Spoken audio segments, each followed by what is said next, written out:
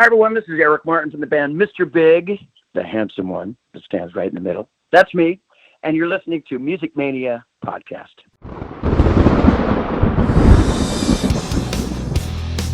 Thank you so much, man. I love talking about the things that I love, Clint. And for you to allow me to do it with you, I am the Music Mania podcaster. You wanted the best! You got the best! We roll tonight to the guitar bite. And for those about to rock, I salute you. You ready for some screaming heavy metal? Scream for me, Brazil! Scream for me, Brazil! We rock! You are now listening to the Music Mania podcast, brought to you by CD Warehouse in Gladstone, the #1 hard rock podcast in the Midwest, featuring hard-hitting interviews with rock's living legends. And now, here's your host, Clint Schweitzer. Well, we are forging ahead here into the spring and summer months here on the Music Mania podcast. Concerts, tours being canceled kind of left and right. We just heard that Bon Jovi and Bryan Adams have canceled their entire summer trek. The dates and cancellations and postponements, you know, they keep coming every single day. And Ticketmaster, Live Nation, they're in a tough spot, and they're trying to change some of the language as far as when and when not to issue refunds and when not to postpone these shows. Postponing the shows is definitely going to be a way for them to keep the money in their pockets for longer. But Bon Jovi, I think that if it's true, kind of what I'm hearing is that John Bon Jovi, they wanted to make sure the tour was canceled so people could get a refund for this. So it's just, it feels like, unfortunately, the new normal for right now. We're all just kind of in this together. I know it's cliched. I know other people are saying that same thing, but I really don't have any words of wisdom other than hopefully that this podcast can provide you with some distraction during the week. I know a lot of artists are streaming online or playing kind of live concerts, playing for their fans, and that's tremendous. I commend them for doing that. I feel really sorry for a lot of these artists. I mean, you got a band like Kiss, when their dates get postponed, it's not something that they're going to really miss financially. Of course, they want to get out there, finish the tour, play these dates for their fans. I'm not saying that at all, but so many artists out there that kind of rely on, these fly-in casino gigs on the weekends and things like that. Like them being home, it is impacting them financially, and you hate to see it, but on this week's podcast, we are keeping our string of amazing interviews rolling. This week, going to be joined by Mr. Big frontman Eric Martin. He himself had several solo gigs lined up for the summer. We're going to get into it with him about kind of where things stand in the band. Is there any possibility for the band to give us a proper farewell? Obviously, drummer Pat Torpy passed away back in 2018, early in 2018. And it came just a few months after I saw the band here in Kansas City and got to do an interview with Pat. And what a sweet, amazing human being he was. Tremendous drummer. We're going to talk to Eric about just what kind of a person he was, what kind of a bond they had. And for him to have been diagnosed with Parkinson's, and he was still a part of the band. He was still touring. He was still providing background vocals and percussion on tour, while they also had Matt Starr, another drummer, on stage. But that's brotherhood. That's what music's all about. And so I commend Mr. Big for that. Always been one of my favorite bands. Thinking back to the band's debut, Mr. Big, and of course the follow-up Lean Into It. It's what really made me a fan of Mr. Big. Of course, everybody knows the radio hit To Be With You went to #1, and we're going to talk to Eric about that and much more, just kind of what he's been up to. Eric's a cool guy, man. I'll tell you, he's just, he's an open book, and I appreciate that about him. We've talked about, maybe doing some other interviews down the road and keeping things going, because he's been so cool. So we're going to get to that interview. I tell you, this thing is impacting us so much, Just thinking about our sponsor for the last 3 years, CD Warehouse in Gladstone, Missouri. They have had to shut their doors as a result of this coronavirus, not being able to afford to stay open when obviously things are the way they are in the world, and obviously the CD business and things like that it was amazing that it stayed open. 25 years. Randy Ringer, the owner of CD Warehouse, someone that taught me so much about music. I worked there for a year or so while I was in college, and it was like my indoctrination to music, and they were our sponsor for so long, and to really look on it and to think that they're gone makes me really sad. Just another kind of casualty of this. I know we're losing lives, and that's absolutely dreadful.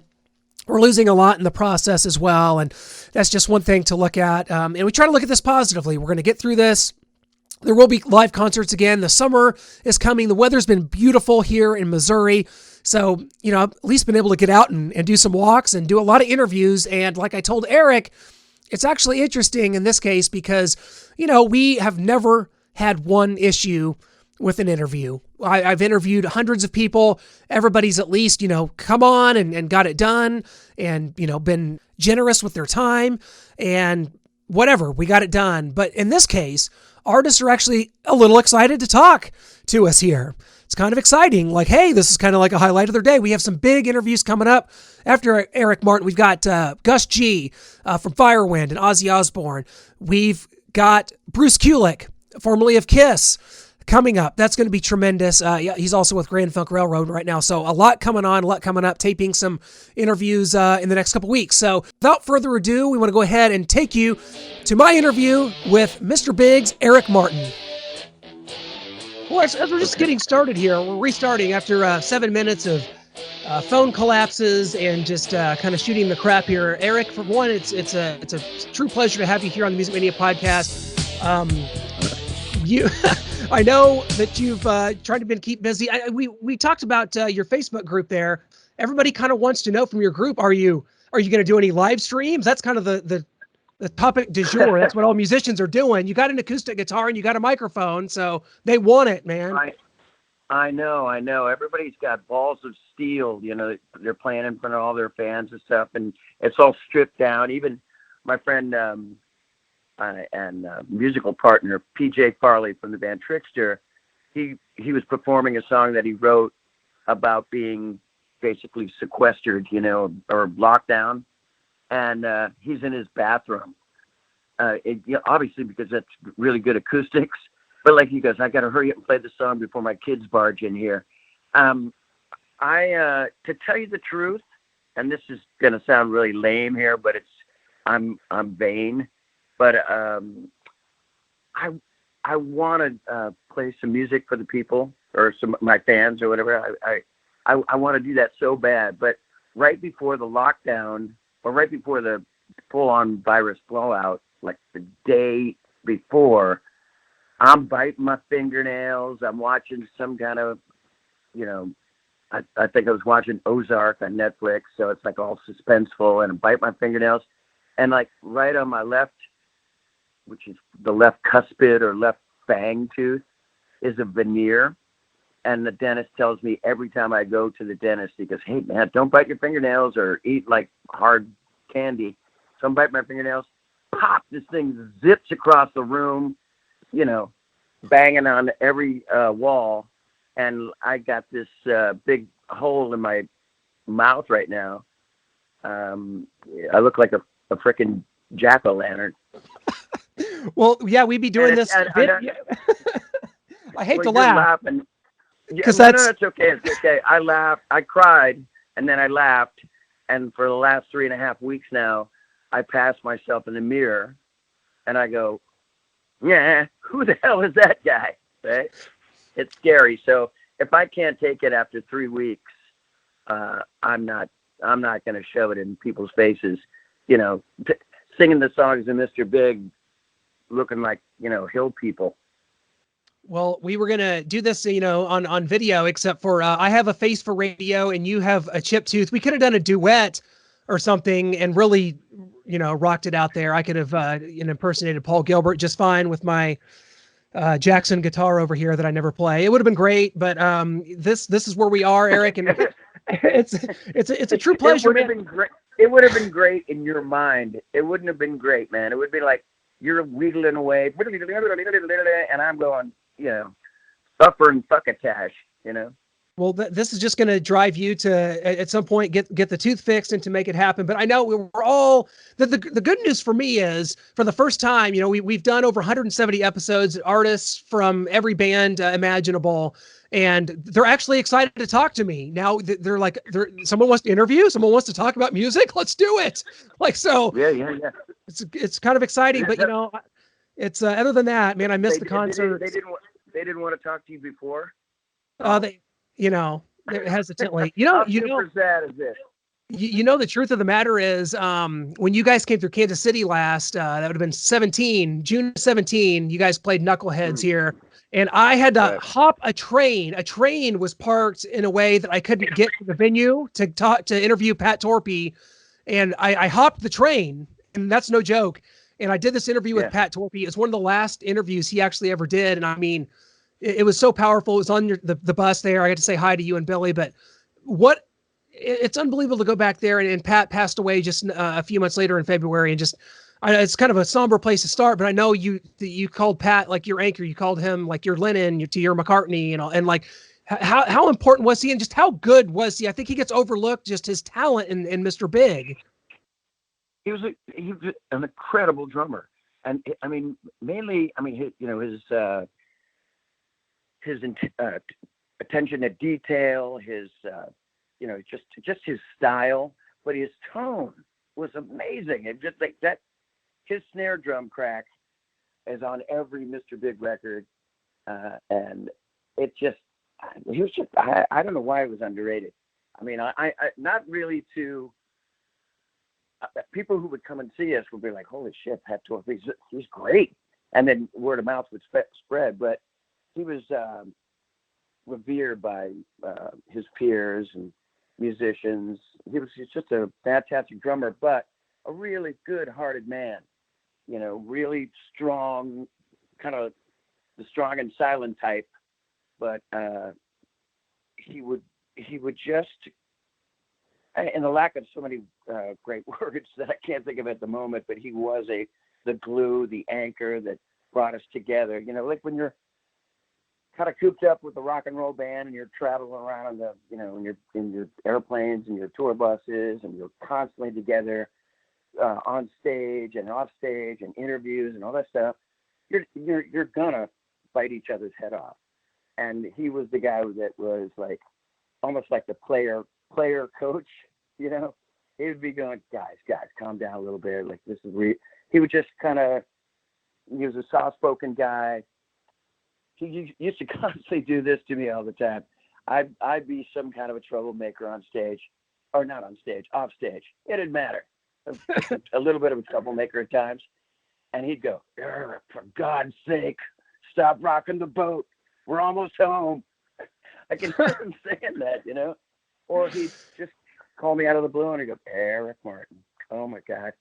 He goes, God, what a great song you wrote. And just, he was great for accolades, man. He'd pat me on the back every time I wrote some great tune or a tune that he dug. And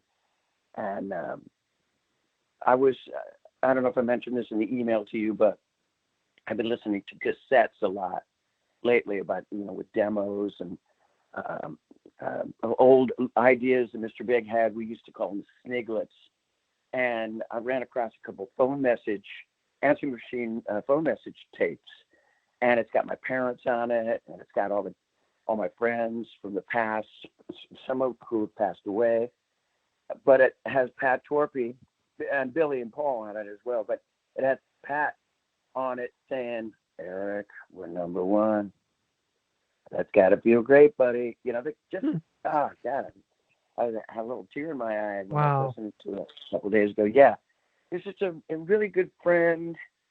And like I said, strong and silent type, which I've been trying to write this song.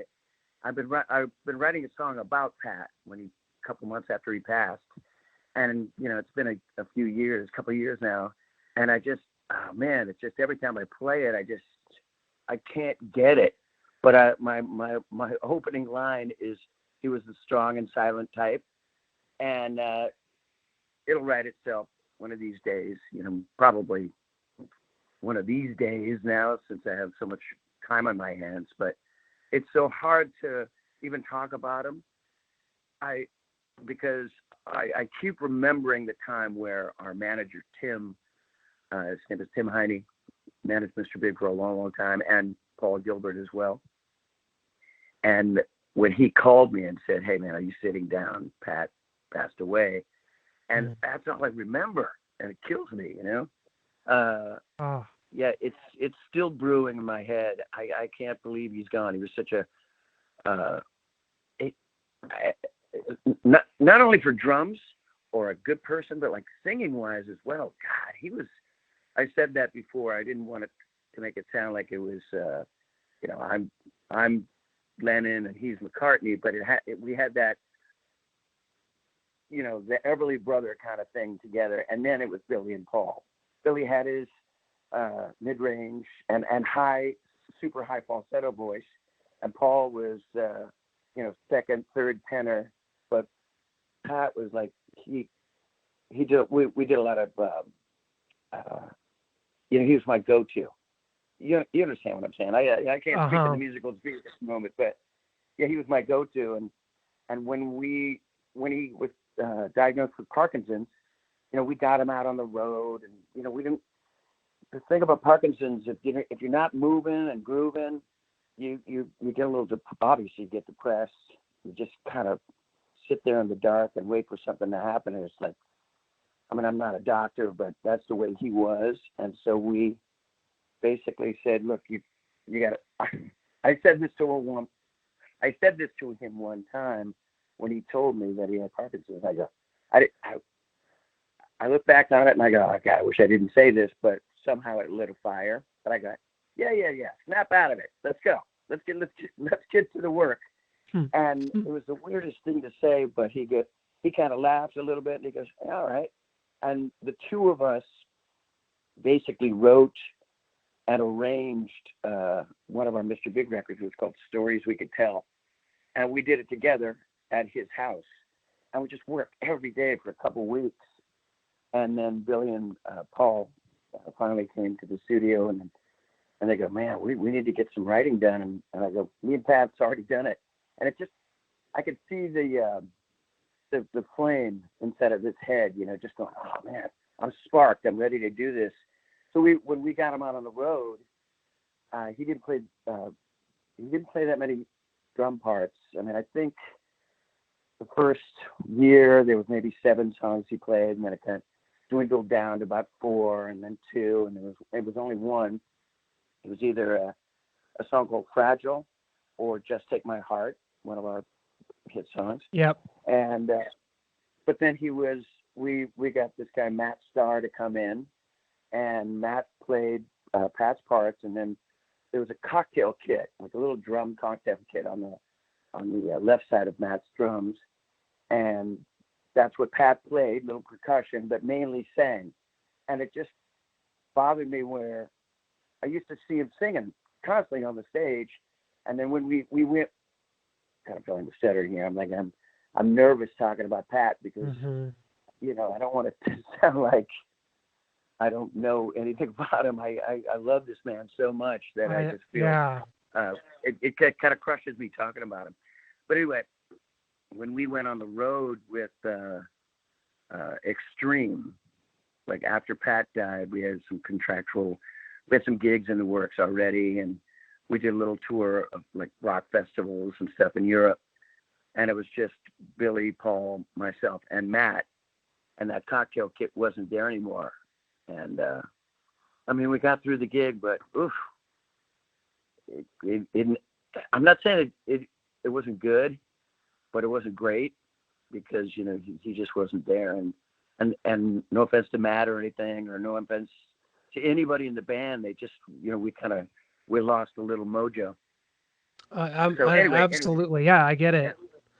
And Matt's great. I saw him playing with Ace Frehley just last summer. I love what Matt does. I saw he was there with you guys. But, you got to take solace in the fact that what you guys did might be unprecedented in the music industry. And to show that brotherhood, that added quality of life, that probably added time onto Pat's life. And that you guys should take ultimate solace in that because that's so powerful. What a brotherhood. And I think that everybody looks at that with just complete reverence that happened. And I'm so glad I got to see him play with you guys here in Kansas City that time. And it'll definitely live on. And you guys got to record an album. You did Defying Gravity. It's been 3 years now since it's released. When you reflect back on that, are you pleased with that album? Is it something you always kind of hold dear? Cause that's kind of the last work you guys kind of did together.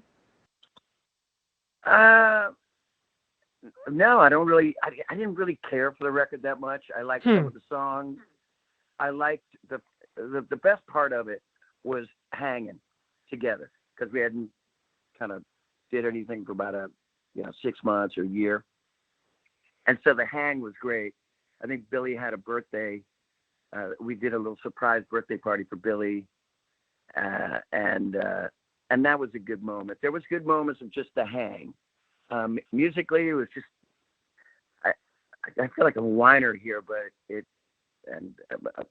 I don't have the same experience as Billy and Paul does. I mean, they enjoyed the pressure and the thrown against the wall to hurry up and do this, but I didn't care for the process of going in. We only had like 6 to 10 days to write, record, and mix it because of some. I don't know why. Maybe some of the guys had like some gigs, tours that they had to go on, or our producer had some other project. But it was, again, it's water over the bridge. It's over. And I really liked the song "Defying Gravity." Paul wrote it. I put lyrics and melody on it with my partner Andre Pestis, and Paul didn't even remember the song. It was like one of those ones that were on the cassette, like a Sniglet thing that we wrote years ago. And some kind of a cool Mid-Eastern, funky Led Zeppelin kind of thing. And I go, hey, remember that funky Led Zeppelin Mid-Eastern thing? And Paul goes, not really. And I go, remember this? And he goes, holy shit, we got a song. All right, this is great. So Defying Gravity worked. Another one, it was called Everybody Needs a Little Trouble. That was fun. Real simple, bluesy, marchy kind of blues song. And then the other one was, it was so quirky and kind of corny when I first heard it, but it was a song called 1992 that Paul wrote. And Paul writes those quirky songs like Green Tinted 60s Vine, the lyrics and all that. And when I first heard it, I was like, oh my God, it feels so cheesy to sing it. And I only sang it once, and then it was recorded.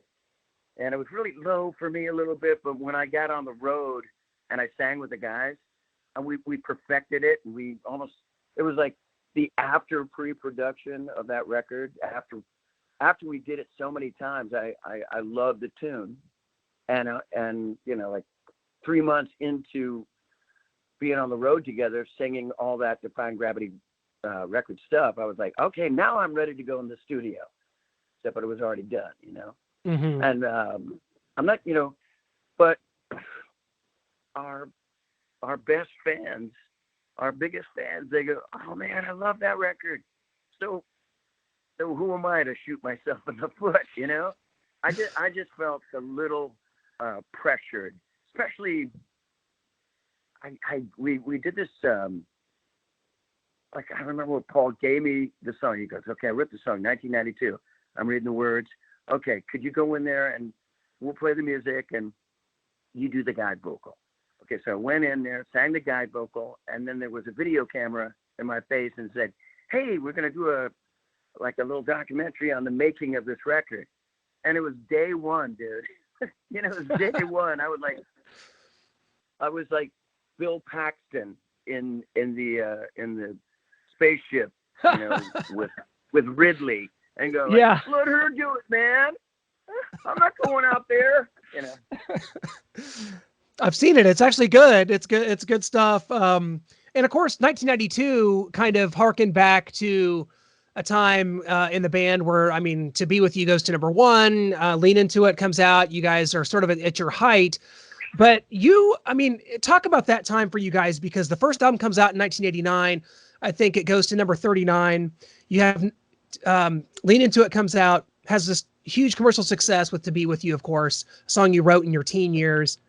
But it's like people was it the timing? People didn't quite get, because you guys were all virtuoso players. You had Billy Sheehan, who was one of the best bassists of all time, Paul Gilbert, a shredder, Pat Torpy, yourself, one of my favorite singers of the entire era. Yet you feel like maybe people didn't get it because the image, you didn't have makeup artists, you didn't have costumers. That was the time. And it's unfortunate because those are two of my favorite albums that I hold dear to my heart to this day. But back then, what was it? What do you think it was? I mean, you guys also such great players. I mean, Mr. Big, come on. Exactly. Come on, Mr. Big. Say no more. The end. Yeah. You basically, I don't even know how. I always believed in the song "To Be With You" or this sort of radio friendly songs we wrote. "Just Take My Heart."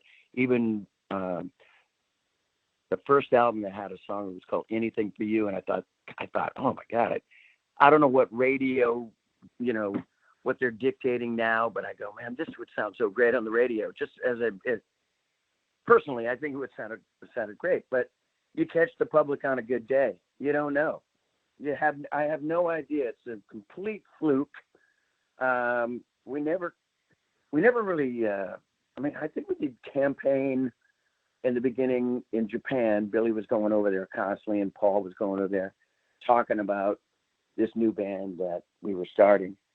But we never looked at it like, okay, all right, looking in the book, okay, how to be a rock star, how to make it, it wasn't that kind of thing at all. I had big hair from high school that I just never cut, Yeah.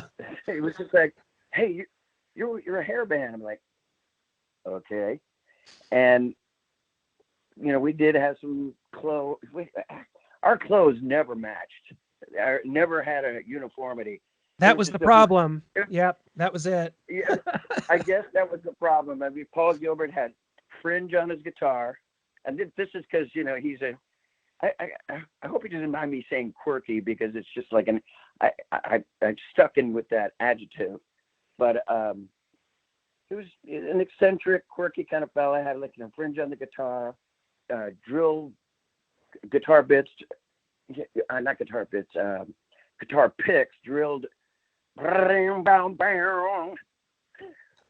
coffee Yes. and the Claritin are kicking in right now. And I'm pacing Perfect. the kitchen, like my 30-mile run in the kitchen. So, sorry. Calm down, Eric. Yeah, got to compose yourself. This is you won't soon do an interview bigger than this one. You, looking kind of forward, and this is kind of a loaded question, but obviously you had some solo dates planned. We're in a whole different world here. I hate even using those kind of caveats. You had some solo dates planned, but due to C-Void 19, you don't get to do them. But plans kind of going forward as far as, I'm doing that now. Yeah, so doing that now, right now. Just this morning, just going over the calendar and talking to tour managers for not for Mr. Big. Mr. Big is like on a permanent hiatus at the moment. I have no, Billy says never say never. I say yes to every freaking phone call that comes in. So I'm whatever the other two guys want to do. I'm available to do Mr. Big. I mean, I'd rather do Mr. Big than pretty much anything, but since there is no Mr. Big at the moment, I had tons of irons in the fire, especially with this rock opera that I've been a part of for about 6 years. It's called Avantasia. Oh yeah, I know them. Tobias Sammet. Really good. Yes, great. Tobias Sammet from Ed Guy, if you guys aren't aware, has this tremendous kind of, like you said, rock opera, and you've been involved with it over several albums now, right? Yeah. It's got it's a power heavy metal band, German band, and then has sometimes 6 to 7 lead singers from around the world, like Ronnie Atkins from the band Pretty Maids, Bob Catley from Magnum, Jeff Tate and myself, the two Americans. They're it's like a United Nations of rock in this gigantic entity here, and it's really great rock and roll music. But calling the tour manager today and go, hey, I don't know if you told me 15, 20 texts ago, but could you tell me again, because I've gone a little senile, but what gigs are canceled or what gigs are postponed. And there was one of the gigs in Spain on June 25th and June 26th in Spain are canceled. I'm like, okay, what about the rest? And he goes, well, it's still on the books, still on like July and August festivals. I mean, until we hear anything different. And then I had a tour booked in South America that got postponed, and a bunch of little smatterings of gigs that, I also play with those knuckleheads from New Jersey, PJ Farley and Steve Brown, the unsinkable Steve Brown from Trickster. And Def Leppard. And Def Leppard. And he played a few times. Yeah, he did. And the infamous Joey Casada. I don't know. I think you're friends with this guy. Aren't you on Facebook? Joey Casada, drummer, actor, wrestler, all around funny guy, and author as well. Wrote a book called Start with a Dream. He, the four of us, we don't even have a name. I mean, sometimes I go, let's call ourselves Clown Royale. I thought that would be good. And they're like, no. So it's just Eric Martin and the guys from Trickster, pretty much. And we played some shows around the United States, but those have been postponed till, November. Everybody's feeling the crunch, man. And obviously I don't want to play a bunch of gigs where you have, the gatherings of the crowds, and like be susceptible to the sickness. God, I saw something on TV the other day, but like they're having these after-hour private secret dance clubs open. Who in the right mind would go to that shit? Wow. I mean, that's crazy.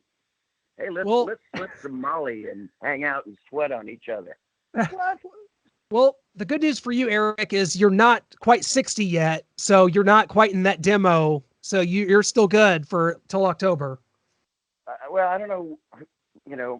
I don't know what magazines or newspapers you're reading, but it's look, I'm close. Everybody's close to getting something. I mean, I got these pretty cherry blossom trees right outside my window, very Japanese, and I love cherry blossoms, but they're putting out this pollen that's killing me right now. It's like I have these really bad allergies, and I'm coughing, and I'm kind of sneezing a little bit, and my neighbors are, man, they're strapping on their hazmat suits and masks and looking at me like I've got it. They probably got like red sheep's blood painted on my door like a big X. Don't go here. Well, California is definitely, it's one of the scary places, and we definitely don't make light of that because it's very real. But Eric, before we let you go here, I've got to finish off with some rapid fire questions from the Eric Martin Facebook group, which does exist, and they are, they're from everywhere. There's like some questions in here. I had to translate some of these from other languages, so this is tremendous. This is actually maybe my favorite question of all. We'll start with it. Rebecca Topman wants to know if you ever got the Marshall Amp mini fridge that you fell in love with. No, I didn't, and I know it's kind of tacky when you put it in. You don't want to put it in your living room, like right next to your really really nice. I have a friend of mine. I'm not gonna say his name, but you go to his house and he's got like saloon doors, a jukebox, some German Hummels in one corner, and pinball machines, and then a beautiful, tapestries on the walls. Like, no, you don't want to put that shit in your house because it's really tacky. But I would love to put it in my music room. I would love one of those little. I saw it in some gig. It's a little Marshall refrigerator. Oh, it looks cool. I've seen a bunch of that stuff. But what I do have, the only tacky kind of thing that I have in my house is I have a Marshall head, like a key ring thing where you have like your keys, and then where you have your cord and the adapter part where you plug into the little hole there that holds the key. So I have one of these things. It's kind of hard to explain, but it's online. You can get it. and that's the most obtrusive thing I have in my house at the moment. That's pretty cool. That'll do. We'll just throw your address out there, and someone will send you that Marshall amp. So no problem. Come on. Tatiana Numa wants to know, when you're making a new song, when you're writing a new song, do you start with the lyrics or melody? That's a great question. It is great. Pretty much everything. That's the answer that I have. I mean, if I grab the acoustic guitar, that's my main instrument that I write on. I mean, I used to be piano a little bit, but grab the acoustic guitar, and it's not a melody. It's just like a chord structure. I mean, and I'm pretty limited. I probably know about 3 or 4 chords, but I capo everything, so I become Django Reinhardt, like immediately. But I just come up with like chord structure, and then just melody kind of pops in.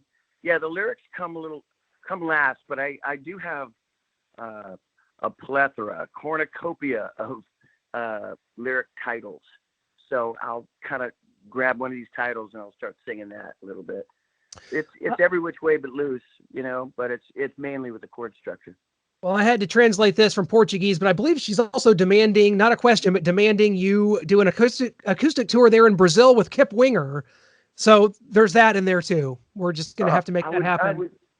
I would die for that. I did a couple gigs, 2 or 3 gigs with me, Kip Winger, Jack Russell, and Don Dokken, and we did it like in the Midwest, South or something. And we had such a blast. It was a really good grouping, really good kind of tour situation. But me and I've known Kip for years. Mr. Big's first really big American tour was opening to Winger, and I was really, really good friends with Paul Taylor. We grew up together. He was a keyboard player and guitar player. And I didn't really know Kip on that tour, but over the years we became friends.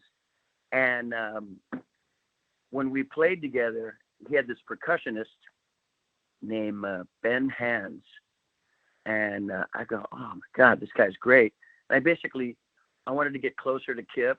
This is not really true, but I wanted to get closer to Kip. So I stole Ben. And so when me and PJ and Ben go out, we have like a little trio and play acoustic shows. And God, we were working on Daryl's house, and we were working on like a bunch of American tour in the United States. And but that kind of fell through because of this virus. But yeah, Kip Winger in Brazil. We did, Mr. Big and Winger, we did play together a couple times in South America. Yeah. On a double bill, and that was really fantastic. God, I was on a Kip Winger. I had a fanboy moment last week. I just listened to. They were great. I didn't really pay attention as much. I mean, they're really, really great, and their hit songs and all that. But all the other stuff, the album tracks, really great. God, that's a super group right there. Red Beach, great guitarist. You're right. And not only that, Kip Winger is the bassist on my favorite Alice Cooper album, Constrictor, 1986. I don't know. I'm weird. No. Hey, dude, come on. You latch on to these great musicians. I mean, look, I don't know if this is going to go.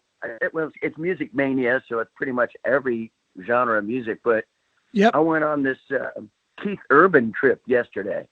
Oh yeah.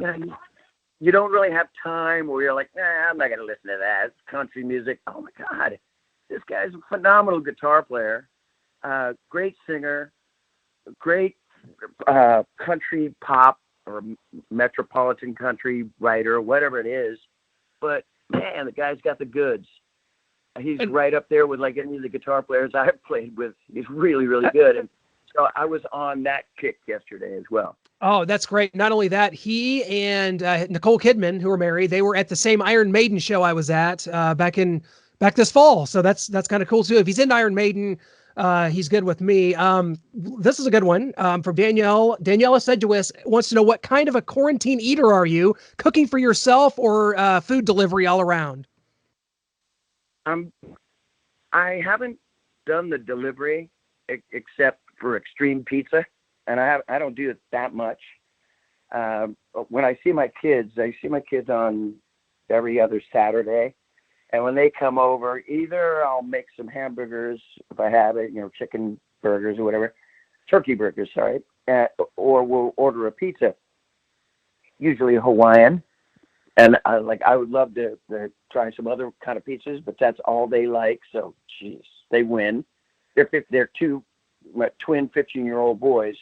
So, do the math. They win. Yeah. And I have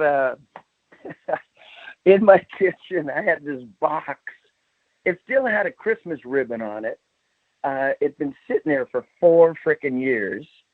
My kids gave it to me for Christmas 4 years ago, and I didn't open it up. And I opened it up, and it was an Instapot, and it's become my new friend.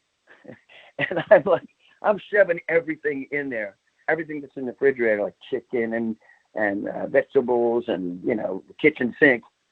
My mother used to call when she would make a crock pot full of stuff that she found in the refrigerator, all the leftovers. She'd call it Hishy Hash and Hellfire Stew. So basically, that's what I'm doing. Absolutely. Yeah. Just surviving. It's survival mode. It is survival mode, but it is kind of teaching me, obviously, there are some people out there that are, single guys or whatever. I'm not saying I'm single, babe. If you're hearing this podcast, okay, you're not a gal pal. All right. But when they don't know what to do for themselves, they basically rely on, your mom or your sister, your girlfriend, your daddy, your brother, lover, little boy, whatever. And they don't know how to wash clothes and how to cook for themselves, take care of themselves. And I've been doing it for years. I mean, being on the road, you're washing, and obviously going to restaurants, but cooking now has become, it's kind of mellowed me out a little bit, kind of like you said the word solace, or like the Italians say, tranquilla. I'm cooking. It's not just the Instapot. I'm kind of putting out little ingredients here and there. I'm no Chef Boyardee yet. But, oh man, I have been having a good time cooking. Kind of as we wrap up here, it's been a true pleasure, but this is something from me, from Clint Schweitzer, host of Music Mania podcast, has a question, and that is, does the girl that you wrote To Be With You about know that it's about her? Yeah, I believe so. I haven't spoke to her name was Patricia. And I haven't spoke to her in years. I would love to get back in touch. I know she's been married for a very long time to a Scottish musician, I believe. Wow. She worked at we knew each other back in the 70s, early, middle 70s. She was my muse. She wrote poetry, and she was really beautiful and just really great insight, and her mojo vibe. I know, dude, I was a hippie. What can I tell you? You can't take the hippie out of the guy. And she was just a really great friend that I turned into almost like the thing that I was telling you about the fans. I turned it into like, oh, she's so nice to me and so sweet and so loving. There's chemistry here. You're feeling it, Eric. And I thought I loved her. Wow. She was like, no, you don't. You don't love me. We're just really, really good friends. This is ironic. This is an ironic twist, Eric Martin. This is just like To Be With You. This is a twist of fate. She knows. I would love to talk to her again. I mean, we kind of lost touch. Some of the girlfriends I had back in the day were a little jealous of our friendship, and man, I made some bad choices, but we can't be friends anymore. But obviously she's moved on. I miss her friendship a lot. But that being said, and I know you got to go, but I thought you were going to talk to me about. You just did a podcast with Jeff Keith. Yes. From Tesla. Yep. And that's a find, man. I never hear that guy talking on the radio or podcasts or. Yeah. He's one of the guys. He's one of the guys that, like, as well as Kip Winger, I would love to go out on the road with me and Jeff Keith and Kip Winger. That would be a great 3-bill, to be out on the road. But yeah, man, they keep you singers kind of locked up, because it's hard to get singers on the shows because you don't want the management doesn't want them blowing their voice out on them, on an interview. I get it. Like Jeff Keith popped up and I'm like, he's not doing anything. He's sitting at home. This is great. He doesn't have to save his voice, and neither do you. So I'm reaping all the benefits. Oh no, saving his voice. I mean, like the last time I saw Jeff, I go, "What are you doing now?" And when you're not on tour, and he goes, and I can't do a Jeff Keith, but it's like, "Yeah, buddy," so I was like, "Come on, tonight." And like his Oklahoma kid, he's like, "Man, I'm on the tractor, plowing the fields out there in Sacramento, where he lives now." And yeah, he's a genuine character. He's a great guy, great singer. When you meet him, that's him. That's he wears his heart on his sleeve. He's a really good guy. But okay, one quick other thing. I gotta know if because I gotta figure out if I need to rub this in or not. You're in California. Are you a sports fan or are you a 49ers fan by chance? I've been a 49er fan since John Brody. So I'm in Kansas City, so you knew we were gonna have to have this talk. We got our first Super Bowl in 50 years, Eric. Before the world ended, we got our first Super Bowl in 50 years. The 49ers, a valiant effort. I thought we were beaten, honestly, but the Chiefs overcome. Patrick Mahomes gets it done for our Chiefs, and for the Niners, I think only good things to come. Man, it's gonna be they're gonna get back there if there's football again. When and if that happens. I hope it does happen. I've been holding on and talking about the 80s Niners for so many years. I mean, I knew all those guys. I used to play, they used to hire me to play their functions like barbecues and birthday parties and big, huge Hard Rock Cafe to do, whatnots back in the 80s. Joe Montana, Roger Craig. Yep. Jerry Rice. Ronnie Lott. John Taylor, those great teams, yeah. Bill Ring, Wershing. I mean, all those guys used to play all their functions. Even like Eddie DeBartolo, played at this like his 40th birthday party, umpteenth years ago, and there was fantastic. It was like the Eric Martin band playing. It was on Capitol Records at the time, but Eric Martin band playing. And background vocals was like Mike Reno from Loverboy, Jack Blades, Night Ranger, Mickey Thomas from the Starship, right? They would just have like hire these great bands to play my tunes. It was just freaking awesome. It was so great to hang out. And I used to, like I was saying, Herbie Herbert used to manage Mr. Big, but he also managed Journey and a band called Europe, and he managed me for 20 years prior to Mr. Big. And he had a box seat right in the middle, like right in the on the 50-yard line at Candlestick Park. So I was invited to all these games. I was just looking at my scrapbook the other day where I had all these ticket stubs and field passes. And through Herbie, I got to sing the national anthem 3 times. And I was looking at this one thing. I thought, oh my God, you're right. I looked at it and it said 49ers Vikings. Can't remember what year, but it was Joe Montana's last game before he went to Kansas City. Yep. Actually. Yep. That's amazing. I'm a huge 49er fan, and there was just a really it was a decade of just a bummer to watch football for me anyway. I think the team that we have right now we have some really good potential. I mean, Patrick Mahomes, God, oh my God, he's just, I know, he's the best. We're very lucky. All those great players that I like. Like Russell Wilson was great for a minute. Colin Kaepernick for a split second. Michael Vick. I'm talking about the guys who could throw the ball, but also could scramble and run it, And Patrick Mahone, he's the real deal. Yeah, man, we're lucky to have him. Eric, we were lucky to have you here on the Music Mania podcast, my friend. It's a true honor, and in the interest of full disclosure, I meant what I said. We've been joking around a lot. We've talked before we even got on here about Paul Stanley, all the crap we were doing, haircuts and all that. But in truth, you're my favorite absolute singer of all time. I think that your clean vocals are some of the best that we've ever heard on record. Man, you're the best.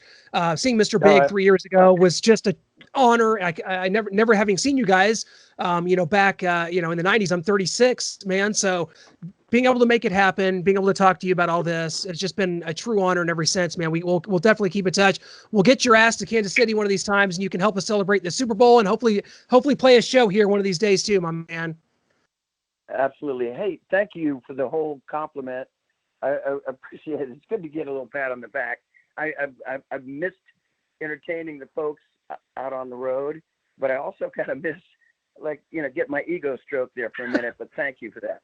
Hey, well, that's what I'm here for. No, absolutely the case. And it's been a true pleasure. So take her easy, stay safe, and stay healthy. We'll definitely be in touch, my brother. I hope so. Please call me anytime. You bet. Thanks a lot.